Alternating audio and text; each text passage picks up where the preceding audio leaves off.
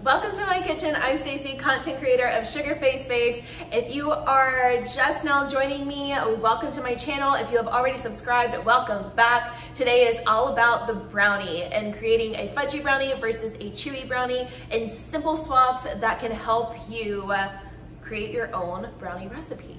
So easy. I have over 40 of them. Who needs that many? I don't know, but I'm lucky I do because I get to share them all with you.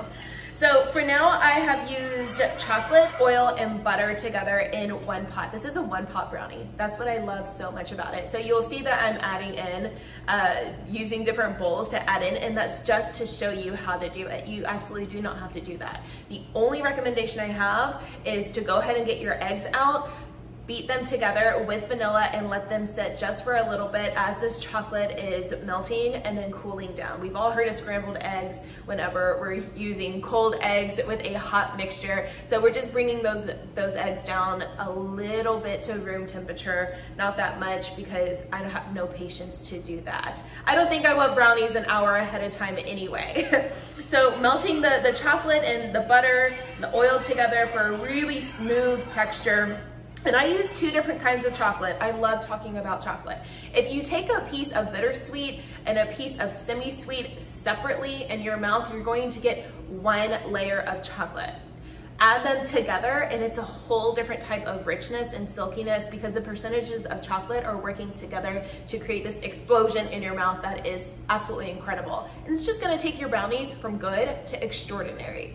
So just with that simple swap, and that's it. So that's my first tip is with the chocolate. Now I'm adding in my sugars. I have here brown sugar and granulated sugar. The reason for that is because I actually ran out of granulated sugar. Some recipes call for brown sugar, some recipes call only for white sugar, and then some call for both, which some of mine do. If you want to make a chewier brownie recipe rather than a fudgy, you substitute all of the brown sugar for white sugar. And that's it. So I would have a cup of white sugar if I wanted to make these a little bit chewier versus the brown sugar. And the reason why is because brown sugar actually has more liquid content in it. It is adding liquid to your brownie, which is giving it that fudgier taste versus the granulated sugar, which does not have as much water content whenever it starts to caramelize and melt into your mixture. So I'm gonna whisk that together and then add in some espresso powder right here. Again, I don't have any today, but your brownies will always require espresso powder if you are using a brownie recipe of mine. The reason why is because espresso powder is like salt to a steak. It is essential to keep it juicy, to keep that steak really moist and tender. And that's what that espresso powder is doing, but it's bringing out that chocolate flavor. So it doesn't have to do anything with the tenderness, but it has to do with bringing out those flavors and bringing out all of that interesting things that are creating in your mouth whenever you are chewing your brownie. Because we're like, what is that flavor? And I don't know what it is. And it's the interesting chocolate flavor. One coming from the two types of chocolate that you're using, and then the espresso powder, which is like this creative bomb that helps the chocolate explode in your mouth. That just is this heavenly, silky, smooth bite that's just really rich and tender. It's like a cozy, one of those cozy commercials of those Dove commercials whenever they're eating the chocolate. Yeah, that's exactly what you get. It's heavenly and it's silky, and that's what we want.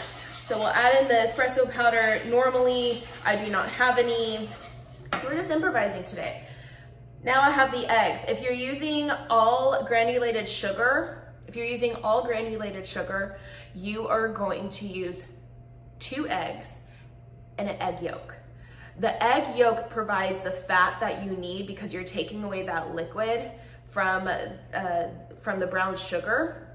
So you're adding in the fat, and we're also adding in cocoa powder. So you need that fat. You need that fat in order to create the tenderness of the brownie. Otherwise, you're gonna come out with a hard brownie. So for your eggs, since you know the yolk is the fat, the whites, the egg whites is like concrete. It's the concrete that's going to build that brownie so it stays together and it doesn't just fall apart. So if you're using all granulated sugar, you're going to increase an egg yolk. Increase an egg yolk. So right now I have 2 eggs, no egg yolk, because I use brown sugar. I use brown sugar and granulated sugar, so I'm not going to add in that extra fat, even though I'm using cocoa powder a little bit later. So the reason I'm using a whisk, most importantly, when you're whisking, it's to cool down the mixture. Everything is incorporated. And then once everything is incorporated and you've beaten everything well together, you'll let that whisk go. We don't need it anymore. With your eggs, people ask me all the time, do I beat my eggs before I put them into the mixture? Absolutely. One being to get a shell, to fish a shell out of a brownie mixture is so much harder than fishing a shell out of the dish that you cracked it in. So you want to do that, and then at the same time, if you're beating your eggs a lot to where they're foamy, that crust on top of the brownie is going to be a little bit thicker versus you want a really flaky crust. So don't overbeat them, but you do want to beat them. And then from here, we're going to add in some salt. And I did have vanilla with those eggs. As stated before, I put my vanilla and my eggs together. And then for another tip, for a chewy brownie versus a fudgy brownie, is your flour. Normally, my recipe calls for 2/3 cup flour in this case, but in order to create that chewier texture, we're going to add in the cocoa powder. And that's what I love. Not every recipe calls for cocoa powder, and that is fine. I love cocoa powder because, again, it's that extra layer of chocolate, an extra layer of depth, richness that you are looking for when you're creating a brownie. So it may sound like a lot and a little bit complex, and there's a lot of ingredients, but it's so worth it in the end, and it's really easy to follow. So you will replace 1/4 cup of flour for cocoa powder. So if something calls for 2/3 cup like mine is, that's about 10.5 tablespoons. We'll round it down to 10. So I'm going to replace 1/4 of that for cocoa powder. So that's going to be about 2 tablespoons cocoa powder and 8 tablespoons flour. Do you have to do that? No. Is it math? Yes. But that is okay. So if you just kind of look at the different conversions, it's pretty simple to follow. And I say just round, but you want to round down rather than rounding up. So if it's 10.5, just round to 10. 2/3 cup is 10. Where's my trusted tablespoons? So I'm just going to count out 10 here. Pardon me, count out 8. And normally I wouldn't add cocoa powder with the dry ingredients. Sometimes I do. Does it make a difference? Not so much, but you are melting the cocoa powder in the beginning versus the end with the dry ingredients. And when you do that, it does take away some clumps that are in the cocoa powder. You can always sift your cocoa powder before adding it into your mixture. Either way, it's not really going to make that much of a difference. And then normally, I wouldn't be talking while I'm doing this because I lose count. 1, 2, 3, 4, 5, 6, 7, 8. So that's 8 of the flour. Since I'm adding cocoa powder, I am taking 1/4 of that and using it here. So I'll have 2 tablespoons. And I am using gluten-free, Bob's Red Mill gluten-free 1-to-1 flour, baking flour here. If you are not gluten-free, that is fine. I'm not gluten-free either, but I do like to use it because then that way whenever people come over, I do have options for them, and I think that's really important. And I use that flour all the time, and I do not notice a difference. It's one of the only ones that I have not noticed a difference yet in any recipe that I've done that I've substituted all of the gluten-free flour for my regular flour. So now we're going to use the spatula and we're going to fold in all of these ingredients. So typically if you're not using a gluten-free flour, you want to fold anyway because then that way you're not bringing out the gluten and toughening up that brownie.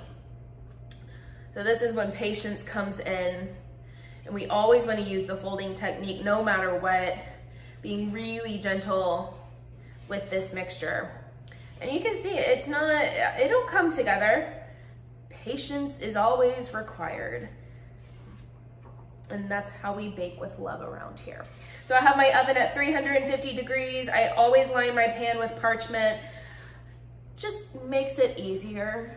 Makes it easier to lift the brownies out of the pan. No one's digging into the center of it. You lift it, you cut it, and then your brownies are good to go.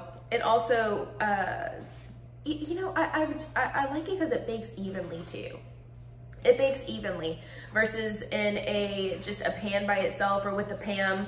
I know some people in my family are religious about Pam, but for me, it always creates this crust on this side that I don't really care for. So this way everything is even and cooked, and we'll pop it in the oven for about 30 to 35 minutes, depending on your oven. I know for me and my temperatures, it always takes a little bit longer than what the recipe says, but you can use the toothpick test. My only tip whenever you're doing this is do not over bake those brownies. You want it a little bit fudgy in the center, and then you'll have, you want to bring it all the way to room temperature. And I think that's the hardest part. Again, patience. So that is it. Those are my tips, easy tips to create a fudgy brownie recipe and make it chewy, or make a chewy brownie recipe, a fudgy brownie recipe. It's just the sugars, the eggs, and the cocoa powder. And that's it. And here we go. Thank you so much for watching. If you have any questions, you can always follow me on social media at sugarfacebakes.com. Hit me through a DM. My email is on there as well. I always enjoy giving as many tips as I can in sharing these recipes and creating these recipes for you. Go ahead and like this video, drop me a comment below. Don't forget to subscribe, and I'll see you guys next time.